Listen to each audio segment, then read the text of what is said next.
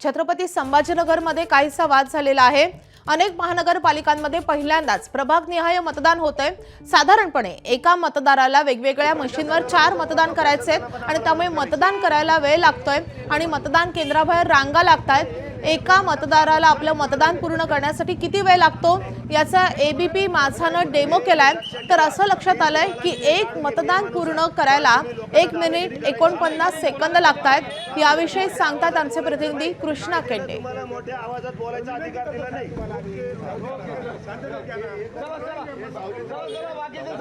अनेक महानगरपालिकेमध्ये प्रभागनिहाय मतदान होत आहे। 4 मतदान करायचे आहेत आणि त्यामुळे एक मतदाराला वेळ किती लागतो हे आपण या ठिकाणी पाहणार आहोत। माझ्याकडे हे घड्याळ आहे आणि यामधून आपण एक मतदार या ठिकाणी निवडले आहेत। या मतदार आहेत आणि आता यांची सुरुवात या ठिकाणी झाली। आपण सुरुवात करूया की एक मतदान करायला नेमका वेळ किती लागतो त्यांची।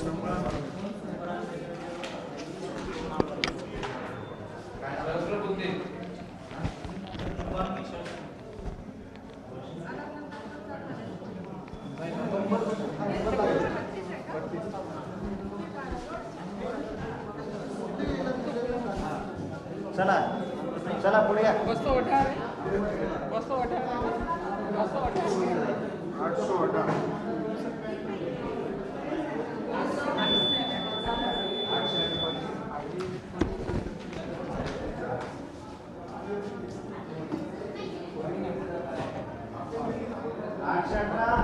आपण हे पाहतो आहोत की एक मतदार किती वेळामध्ये मतदान करून येईल।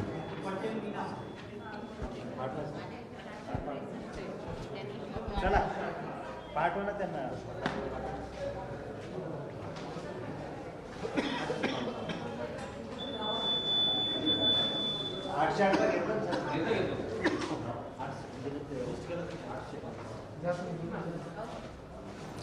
मतदार 1 मिनिट 15 सेकंदाला मतदान करण्यासाठी पोहोचलेला आहे।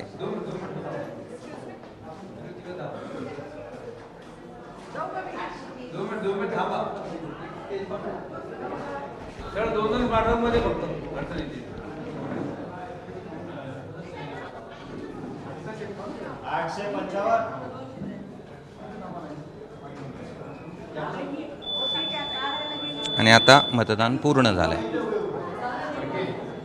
आता आपण पाहतो की या मतदार आहेत आणि माझ्या घड्याळामध्ये 1 मिनिट 49 सेकंद या ठिकाणी लागलेत। म्हणजे एक मतदार ज्यावेळेस मतदार करून येतो त्यावेळेस प्रभागनिहायमध्ये आपण डेमो केला आणि डेमोमध्ये असं लक्षात आलं की 1 मिनिट 49 सेकंद एका उमेदवाराला मतदान करण्यासाठी लागतोय आणि आपण हे मतदार निवडले होते। काय प्रतिक्रिया आहे, कारण की एक मतदान करण्यासाठी आपण जर टायमर लावलेलं होतं तर जवळपास 1 मिनिट 49 सेकंद। अच्छा, फार कमी वेळ लागतो। ठीक, धन्यवाद। तर आता किती मतदान होईल हे पाहणं महत्त्वाचं आहे आणि त्यामुळेच जर 1 मिनिट लागतोय आणि त्यामुळे आपण पाहिलं तर मतदान केंद्रावरती 1 मिनिट 49 सेकंद लागत आहेत आणि मतदान केंद्रावरती रांगा पाहायला मिळतात। आपण जर पाहिलं तर साधारणपणे 1.5 मिनिट एक मतदान होण्यासाठी लागेल असा सरासरी अंदाज आहे। कॅमेरामन धनंजय दारुंटेसह मी कृष्णा केंडे, एबीपी माझा, छत्रपती संभाजीनगर। एबीपी माझा, उघडा डोळे बघा नीट।